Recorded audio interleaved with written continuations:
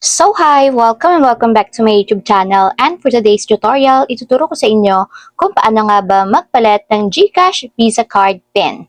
But first, can you subscribe to my channel and don't forget to hit the subscribe button and the bell to notify you for my new updates. And if you want to learn more, just keep on watching and let's start.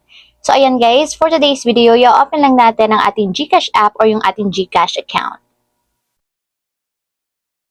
So login lang natin guys yung ating account. And then, pagka-open mula dito sa ating pinakang homepage, itap nyo lang yung cards. So, tap nyo guys yung cards. And dito sa cards, piliin nyo lang yung inyong GCash Visa. So, tap nyo lang.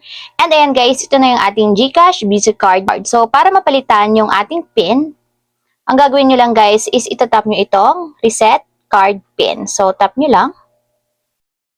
And then, may magsasend na OTP code sa ating registered GCash account. So, i-check nyo lang guys yung message and yun yung ilalagay ninyo dito sa blank spaces.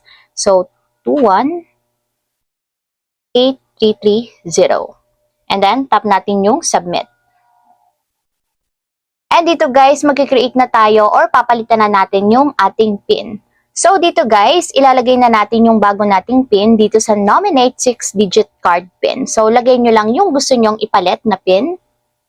So, ayan guys, after nyo makapaglagay ng inyong 6-digit PIN, so dito naman tayo sa kasunod, ang ilalagay nyo dito is yun pa rin. So, uulitin nyo lang or i-confirm nyo lang yung inyong bagong ginawa na 6-digit PIN. So, i-retype nyo lang guys. After nyo ma-type and ma-confirm yung inyong bagong 6-digit card PIN, tap nyo na yung next.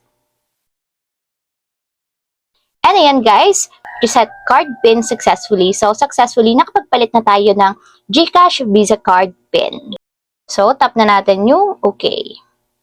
So, ayun lang guys. Ganun lang kasimple. Sana nakatulong sa inyo. If you have a question, kindly comment down below and don't forget to hit the subscribe button and the bell to notify you for my new updates. And thank you for watching!